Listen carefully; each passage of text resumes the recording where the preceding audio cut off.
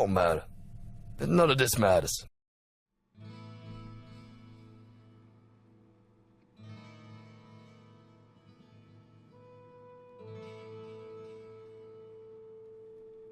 Well, hello there, everybody.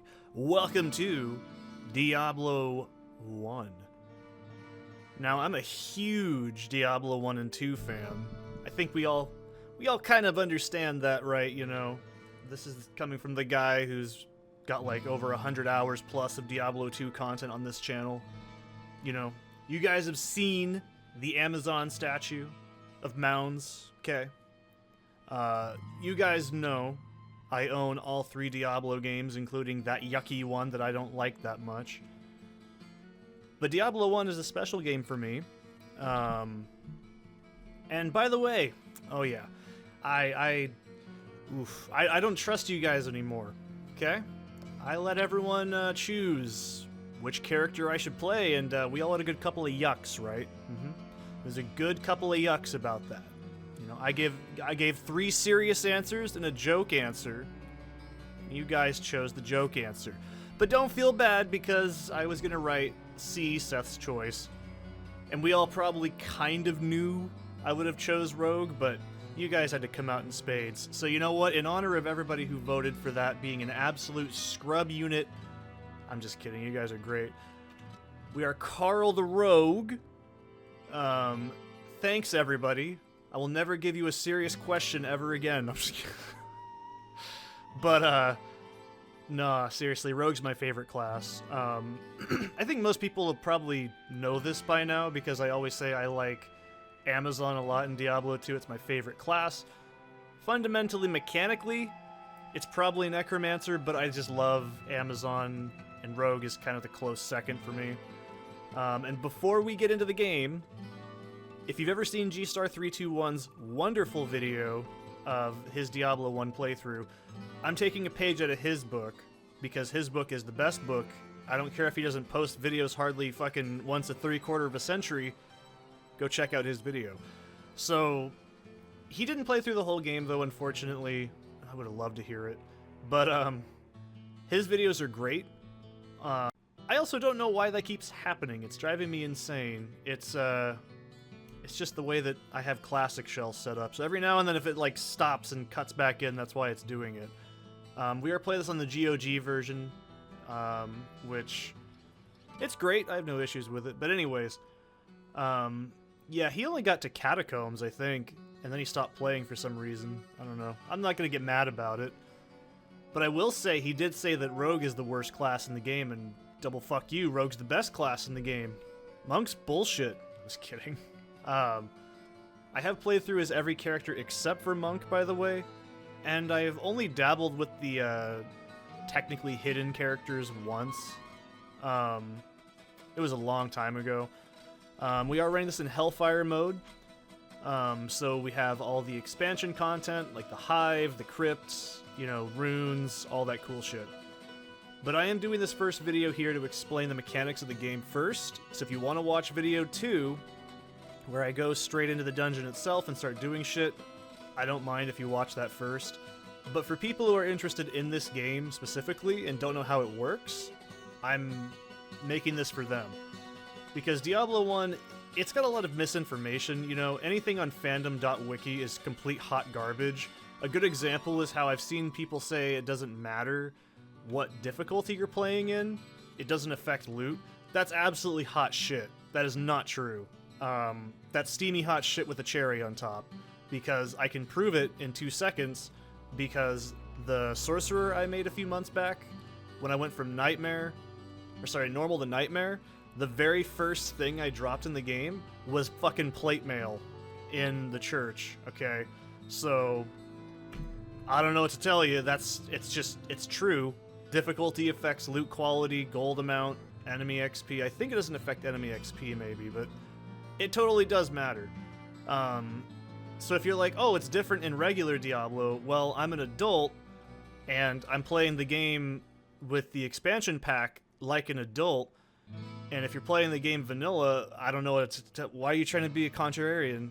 I can't say that word apparently, contrarian. Why you gotta be that way, okay? Why you gotta be such a difficult person? Okay. But realistically, the wikis are sometimes correct, but also I've played the fucking game, and I've played it for, God, I don't know, over 10 years. I played Diablo 1 when I was 20, maybe 21, I can't remember. I've been playing Diablo 2 since I was 17, and I played Diablo 3 for 3 years. I think I played that when I was 19. I fucking hated it. So, yeah, I have experience with this game, not as much as Diablo 2, but the important thing is that I do know how to play the game. I do know what I'm talking about for the most part. And if I'm wrong, oops, I don't know what to tell you.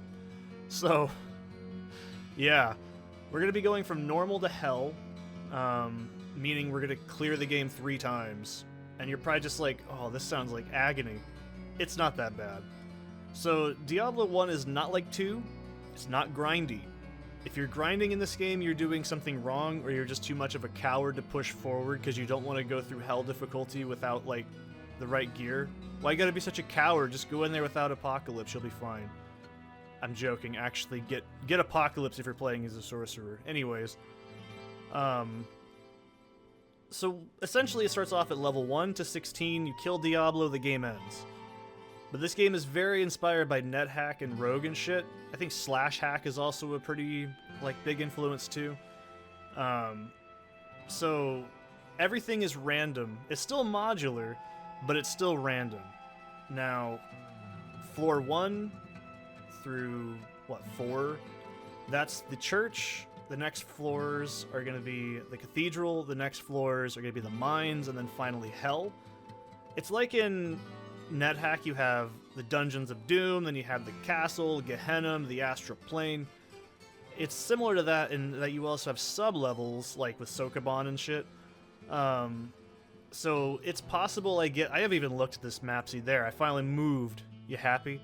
You know, I've even looked to see what's over there, but it's possible to go the whole game without getting the same quest chains. It's entirely possible to miss certain things or not get them at all, and it's really painful if you're playing as a sorcerer, but we'll talk about that in a minute. So, this game does end. It definitively ends. This is not a grindy game. It was meant to be, you get what you get, and that's what you got. There's no Mephisto, there's no runes, there's no lower Kuros, there's no cheaty sets, there's no, socketing, there's no... none of that. I think there's a mod called Hell or something like that that adds a shitload of stuff. It's really similar to Median, but I haven't played that. So yeah, in this game, you're going to be relying entirely on the dice. It's still like Diablo 2 in that it's real-time turn-based combat, if that makes any sense. So it's very similar. It's more similar to something along the lines of, like, RuneScape's combat, if you've ever... I mean, old school RuneScape in particular. But it's very similar to that.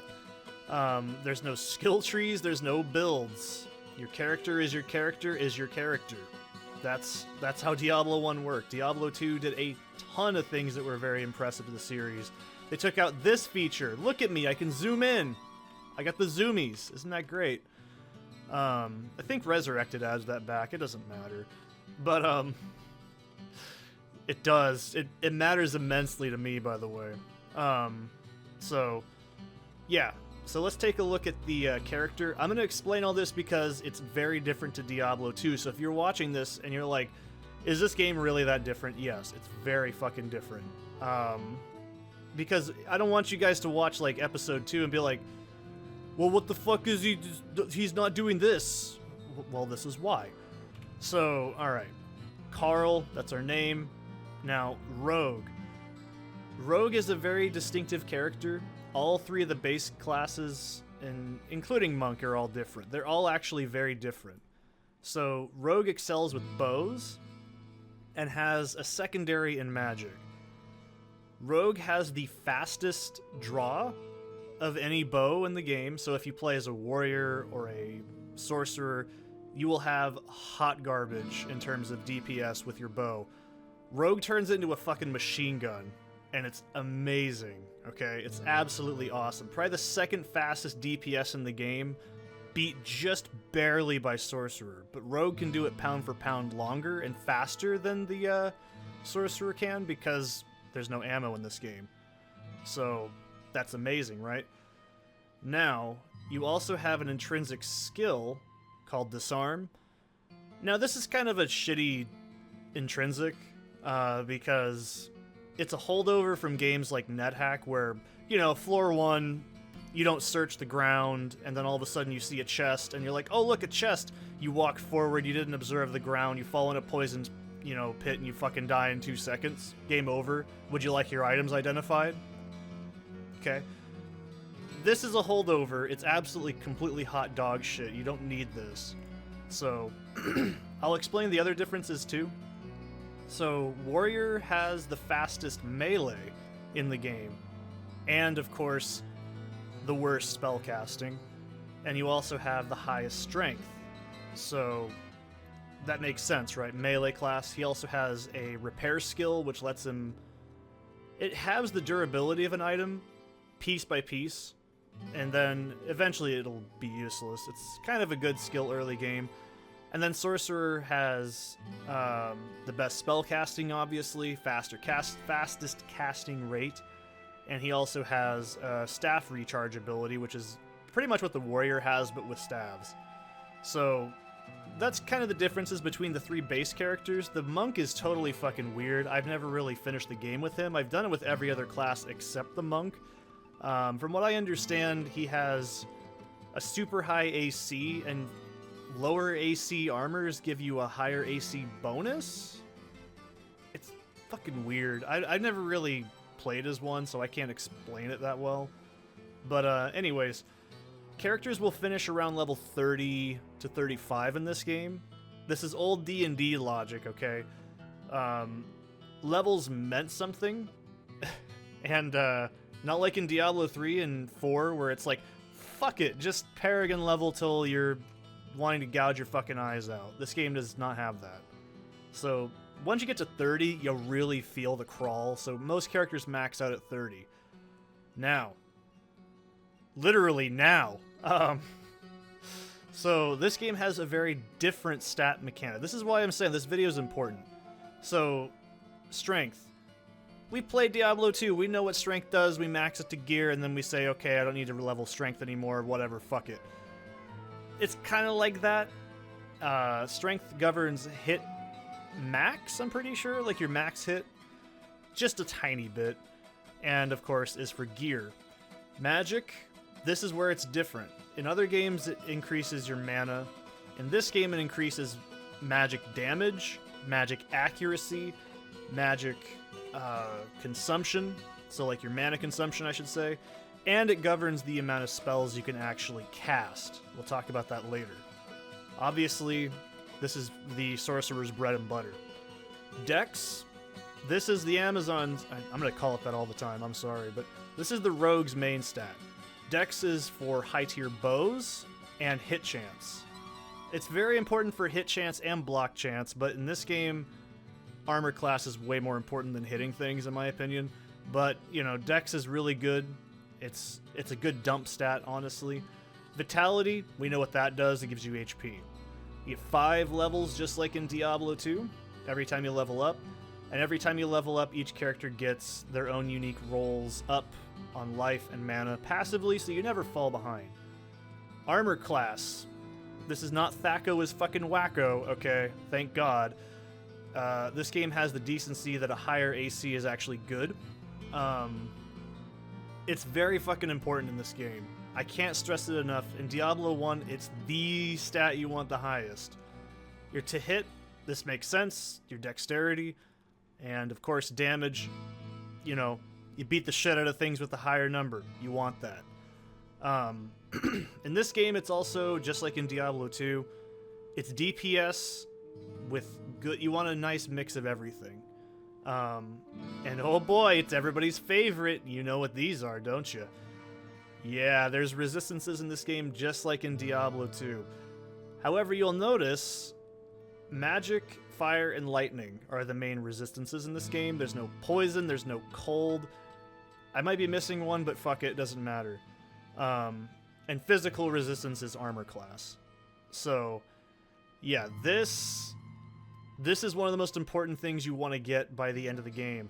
You will get to the hell area and get fucked up real good if you do not have good resistances. I can guarantee you that without even fucking thinking about it, okay? These are some of the most important things in the game. They max out, I think, at 75, just like in Diablo 2. I could be wrong. It's either 95 or 75. It doesn't really matter. But the good thing is they don't carry over like into a penalty in normal and hell, or sorry, normal, nightmare, and hell like they do in D2. They're actually static. There's no resistances like drain by consecutive difficulties. I'm still really tired, and I'm also, you know, still recovering from having an ulcer on my tongue. So if I sound a little out of it, I worked till like 7 yesterday, and it's like 1 in the afternoon right now.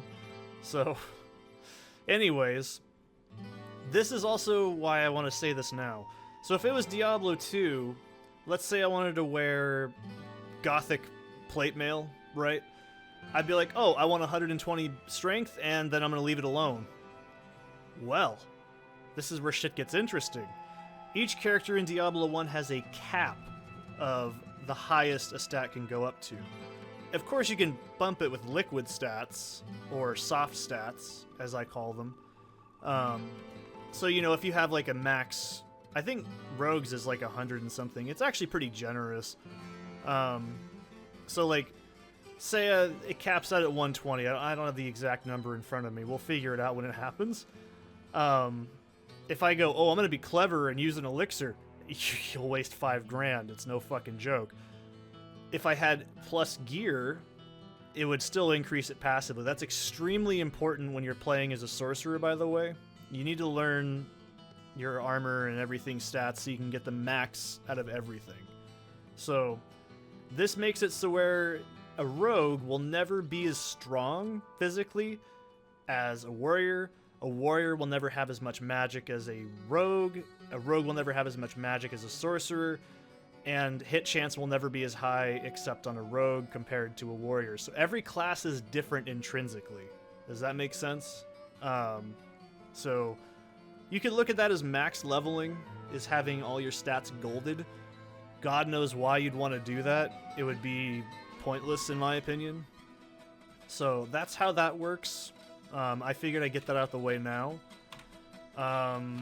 Inventory. Oh, this is looking rough, ain't it? There's no belt in this game, by the way. This is the belt. There's 8 slots, and guess what? This isn't like in Diablo 2 where they go, oh look, you used a potion, let me just put that down there for you, champ. No, it doesn't work that way. In this game, you absolutely have to load your belt manually. And of course in Diablo 2, there's only 4 belt slots, and this one there's 8. Or is it 9? No, that's 8, okay. No, you have to manually load your belt, and that's extremely a gigantic pain in the ass that Diablo 2 fixed. And inventory is a little sparse, so you only have, you know, helmet, body armor, no boots, no belt, no gloves, 2 ring slots, amulet slot, and a weapon or shield slot. Since we're playing as an Amazon, god damn it, rogue, can't help it, we are only going to have bows. If you want to make a melee rogue, go ahead and be fucking weird and cringe. That's fine by me. You can play the game how you want to play it. The rest of us will play the game like an adult. And you only have access to bows. In my opinion, bows are very, very, very uncommon. So as a rogue, you're going to experience a lot more spikes in your DPS and overall damage. But that could all just be luck dependent, right? Now, what are the strongest items, since there's no rune words, there's no sets, no sockets, no jewels, no dents, no dings, no damage? Well, this is where you actually have to rely on uniques and blues. Blues are very fucking strong in this game. If you don't know what I'm talking about, blue items or magic enchanted items. holy shit, they're extremely important. So, like, I'm not really sure what the best rogue theoretical bow would be, but I know for a warrior from memory, it's like godly sword of haste or something like that. You want fast weapons to prevent monsters from moving, basically. There is no plus stats in this game. I mean, there is. They're called plus ats, but they're not plus skills.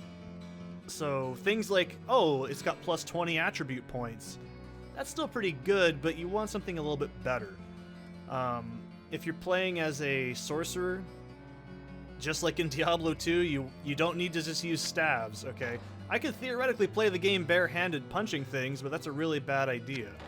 So if you're playing as a sorcerer, it's better to actually have a sword and a shield rather than just stabs, but you play how you use your own discretion, right?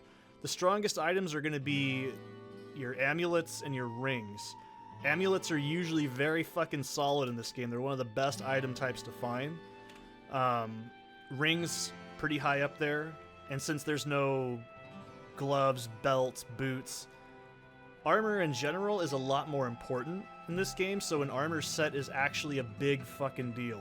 When you get items in this game, you feel powerful. Okay, that's all I can tell you. So, and you're probably like, oh, what the hell is this? Oh, look, gold. Cool, you have 100 of it. And guess what? It's a fucking item, and you have to pick it up in this game. And guess what? It has a cap. There's 5,000 coins are allowed in this stack. And there's a reward from the Hive that gives you a 10,000 coin stack amulet, which is actually really useful if you're moving from one difficulty to another. So, there's no stash in this game either. What you got on you is what you got, and if you don't want it, you throw it on the ground. Yup. And guess what? See that big thing that says save game? You want to see something fun? If you die, you gotta use your saves. This game is fucking hardcore, okay? This is no bullshit. If you die, you gotta remember what killed you and how, and you gotta prepare for it if you get killed. I'm a fucking pro, we're not gonna die at all. So, anyways, yeah, no stash, no town saving when you get killed, you come back, oh, grab my butt. No, doesn't work that way in this game. So, those are some pretty harsh things. Mana? It doesn't regenerate either. There ain't none of that shit in this game. So, mana is a hell of a lot more valuable than it is in Diablo 2, where you can just pretty much go spam, spam, spam, spam, spam, spam, spam, spam, spam, spam. No, it doesn't work that way in this game. It's a lot more planning, depending on what kind of character you're playing. And since there's no charms, no cheaty Herodric cube, you know, none of that, you gotta really rely on what you've got with you. It's very traditional NetHack style adventuring. And by extension, this is it. This is the town of Tristram. We know this town, right? We've been here before, haven't we, Mr. Fishy? We spawn here. It is as if a great war was fought here. You tap the cow for good luck, you go over here, you fight some shamans, and you go, ah, cool, woo. And then Griswold comes at you, and he says a racial slur, you get cursed, and then you walk over here, and you get shot by archers, and you fucking die. We know what Tristram is, okay? But Tristram is the only town in the game, and it's the only thing we're going to interact with the whole game. So, this is, I think, somewhere along Westmarch, right? This river, this is what separates us from the real world out there. What's beyond these borders, we do not know. Until Diablo 3, and then I kind of like that part, if I'm honest, in Reaper of Souls, where you go back. But anyways, the town is all it is. If you've ever played Fatal Labyrinth, I think there was a part of that game where you could skip it, but you actually had a town you could talk to, NPCs and shit. I think that came out for the... Yeah, that was on the Genesis, I'm pretty sure. It's ancient. Fucking look it up. Anyways, so there's Farnham the Drunk. He just gives you exposition. I'm not going to be talking to NPCs for exposition. This is Pepin. He is the healer. The healer! He has a unique thing in Hellfire where if you talk to him and you have lower HP, he'll immediately refill your health, just like vendors do in Diablo 2. So when people go, oh, look at Hellfire rule the game, that's a massive quality of life. Also, if you think, oh, wow, you're moving really slow. Oh, yeah? Hellfire is a really bad expansion. It didn't add enough shit. It's pointless. Blizzard didn't make it. They got away with it. So, yeah, Jog is only in town, by the way.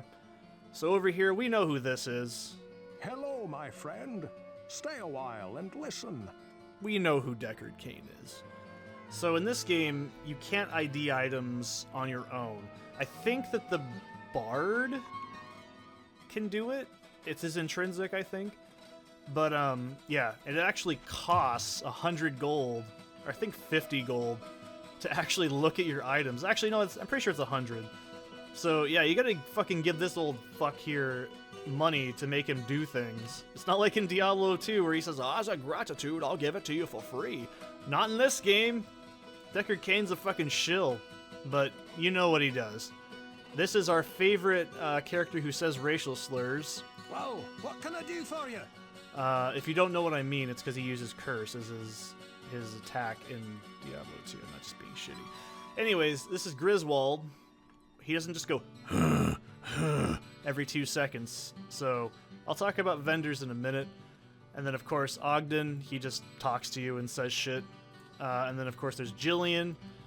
I don't think she has anything except that glorious rack. Anyways, and then over here, we have everyone's favorite secret in the game. Psst, over here. So, Wirt is similar to gambling in that he will let you see an item for 50 GP, and then you can see what it is. If you're familiar with Diablo 2, that's where the peg leg kid comes from. The peg leg you get to unlock the secret cow level that everyone knows about. And then, of course, we can go along up here. And did we actually get it? That's the important thing. Yep, we did. We'll talk to him later. But over there is where we enter the dungeon. That's pretty important. This is the crypt. This is actually part of the expansion. It's the second half, and it's got big boobies. See, look, there's a nipple. I noticed it. It's 1 pixel. I noticed it. Because, of course, Seth would notice it. And then, of course, this is actually the entrance to the catacombs. And back over here, we also have Lester the Molester and the secret Moo-Moos. Yeah, we all know about them. Now, Lester will actually let you start the expansion, but you have to be, I think, level 15 to do it. He'll give you a rune bomb when you do that. So, and then, of course, everyone's favorite character who changed drastically in Diablo 3. I sense a soul in search of answers. So, yep, if you're like, hey, wait a minute. What the fuck? She's totally different in Diablo 3. Yeah, I know. So, yeah, those are all the NPCs in the game. And this is the map, pretty much, right? Now, this is where Diablo 1's drastically different.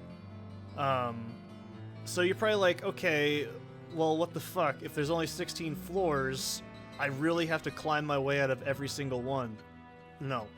So every 4 floors, the beginning floor of that, like, subsection, you have openings, right?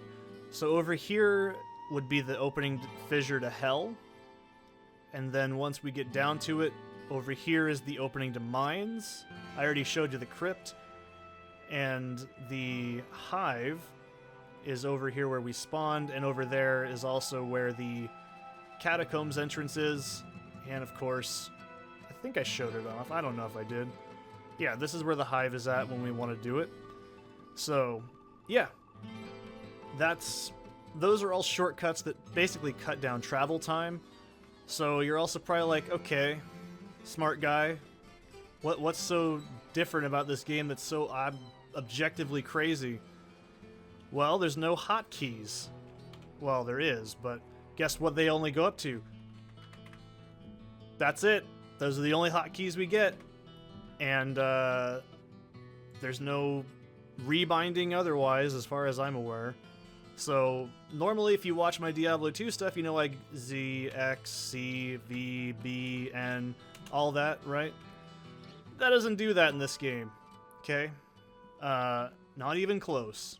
So, oh boy. So the hotkeys of this game are very buggy, and well, not buggy, but they're goofy. So quests are C. Quests are pretty much, if you're not paying attention, I guess, they will list what you have active. They're only mainly for the dungeon quests, you know. Tab is your auto map. Usually I have this set to spacebar in Diablo 1. Or sorry, Diablo 2. There's no map in town, like always. I mean, in Diablo 2 there was, but it doesn't matter. And of course, C is your character sheet, I is inventory, M is normally map in other games, but in this one, S is actually your hotkeys. So you'll notice when you tap S, your character like stands in place, obviously, if you're standing still, but your mouse will keep moving directly over to the spell bar. That's something that you got to get used to. And as well, there's a spell book by tapping B. And you're probably like, what the fuck is this 1, 2, 3, 4, 5 shit? I know how to count. Well, I do too, smart guy, but okay. This is a different type of game. So in Diablo 2, you have skill trees, right? And you have O skills, which are obtain skills, like, let's say, werewolf form, or enigma comes to mind with teleport. You have the vampire form. Actually, no, that's just a cosmetic. You know, or like, you could get an O skill from like a spell or a staff or whatever, right? In this game, there's a shitload of spells. Every character can learn it as long as they have the correct magic level. Now, when you find a spell, you have to read the book. And if you read another book of that same type, you increase the level of that spell by 1. I think they go up to 20. Might be 30, I'm pretty sure it's 20. That lowers the cost and increases the damage just slightly. It's mainly the mana cost you want to worry about. So, this is another big problem with Diablo 1, is spells are kind of hit or miss. And before you ask me, you betcha, there's dual immunes just like in Diablo 2, and they function just the same. And you don't have anything fun like Infinity, or Amp Damage, or Decrepify, or Lower Resist. You don't have that in this game. And you know what's even funnier? You don't even know the enemy's health points. You don't even know what they're weak to until you've killed them at least 20 times. So, yeah, Diablo 1's just built a little bit different. And there's a lot of trends that carried forward that are obviously shaved down to a much more manageable idea in other games. So, spells. Alright, this is a good example. When we want to learn a spell, right? It'll be like Fire Bolt, Fire Ball, Fire Wave, and then I think Fire Wall? And then you'd have like, it's called Hydra in D2, but it's Guardian or whatever. So, and then you'd learn Lightning Bolt, Lightning, Chain Lightning, Lightning Wall, and then like something else, I can't remember. So, and then there's actually a different type of magic that it's just considered magic in quotations. So you have like, if you've ever played D2 and you know the Blood Star that the Succubi enemies cast on you in Act 5, you get that. Costs mana, but it also costs health to use it. There's stuff like that. There's also Holy Bolts. There's Stone Gaze. There's a lot of spells in this game that you actually don't really need. Some people swear by Stone Curse. I don't really use it. I might get it if I find it, but I'll show you how that works too. So you're probably like, oh, how the fuck do I get all these spells? How do they work? Seth, you teach me how to Douglas. Teach me good. I sense a soul in search of answers. A good way to find spells early on, if you're playing as a warrior, or sorry, not warrior, but if you're playing as a sorcerer, I almost want to call it something else every time. But if you're playing as a sorcerer in Hellfire, you start with a Staff of Mana, and I think Fire Bolt as a default spell. I think in the other game you start with a different type of staff, and then it's just weird, doesn't matter. So, mana pots. Oh, and by the way, you don't get those fancy grids in this game. These are all motioned through the mouse, and there's no scroll wheel. Nope, doesn't work in this game. Page up and page down, I think, actually work. Yeah, page up and page down work. So yeah, enter is going to be your thing, escape key, and then spacebar, I think, clears a few menus like that, yeah. So you're going to get really good at going down plus, down, enter, down, enter, down, enter, because the cursor doesn't stay on the last thing you choose. So you're going to be doing a lot of 1, 2, 1, 2, 1, 2, 1, 2, 1, 2, 1, 2 motions. You get really good at it after a while playing it. So there's no tomes, by the way. Scrolls are actually really important in this game. So, however, Town Portal is also a spell we can learn. I don't remember how much mana. It's pretty costly the first time you get it, but the more of them you find, the cheaper it gets, right? So you can either invest in the spell or the scroll. And you're probably like, oh, what the fuck do you mean? So scrolls are similar to what they are in, like, Elder Scrolls games. They're one-time use spells. However, notice they still require magic. So if you're gonna be like, oh, I'm gonna fucking go in there and stone curse all that shit, you still gotta have 33 magic. It doesn't work that way. It's not that cheaty, okay? Magic is fucking strong in this game. And I'd be willing to say it's stronger here than in any other Diablo game after. So it's a pretty important thing. Scrolls are only really useful in the early game, but they're not bad to hold on to scrolls of, like, Golem or what else? Like, did I say Golem? Golem, sorry. Precious Golem. Golem of blood. It's great. I'm sorry. So yeah, if you can't cast a spell with the spell book, which, there we go. There we go. Now you're starting to catch on how this game works. So, books are very important. They're good money if you're a warrior, because you can't really cast a lot as a warrior. So, like I said, every character can learn every spell theoretically if they have the magic level to do it. So, it's actually pretty beneficial as a rogue. We can get some pretty decent spells. Now, Book of Inferno, that's hot garbage. Book of Telekinesis, also hot garbage. Book of Berserk, it's okay. Book of Reflect, I would actually take. Now, I'm not going to explain what every spell does right off the bat, but yeah, and then of course, just like in D2, you have staves. Staves are pretty much how they sound. They're a two-handed item with a certain number of charges and an affix attached to it, so you can see, like, resist lightning, resist all, resist magic, 55 plus physical damage. So they're actually pretty useful if you're playing as a monk, if I'm not familiar. I think it's monk gets the best benefit from staves. So, and then of course you have runes. Also, if you run out of staves, Adria will recharge your staves. They're pretty damn expensive, though, from what I remember. Now you're probably like, oh look, runeys! I love runey escapes. Runes are kind of hit or miss. They scale, I think, based on your highest attribute, like Rune of Fire, Rune of Lightning, stuff like that. I could be wrong on that, but they function like traps. They're really not good. They can actually hurt you, which is really fucking annoying. So, I mean, if you really want to use them, go right on ahead, but I'm just going to be selling them. They're good gold fodder early game. Other than that, you can kind of ignore them if you don't want to. Pick them up. So that's what Adria sells. I think that's really important to point out, and I'll show you how the other vendors work as well. So this is why I'm doing this video the way I am, because there's a lot of shit in this game that's very easy to not understand what's going on. And of course we have Griswold. Whoa, what can I do for you? So Griswold has two separate shops.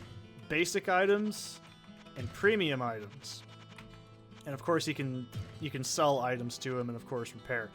Also, selling items, Griswold won't buy potions, he won't buy staves. Adria won't buy weapons, she'll buy potions and staves and shit. So that's something that D2 fixed. You could just go to like fucking Farah and give her all your shit. She doesn't give a shit. She loves you. She's great. She's a flippy girl. She's a quirky girl. This game, you gotta remember which merchant sells what. So, alright. Basic items. You know, I'm gonna be real here. I don't, honest to God, we might use Hunter's Bow if I have no bow luck later on, but we'll talk about that later. And of course, premium. Okay, this is not like in Diablo 2. There's actually a very big important part of this game is actually vendoring. So let's look at all these items, right? We're gonna be like, oh wow, Sword of Devastation, occasional triple damage. That's actually pretty good.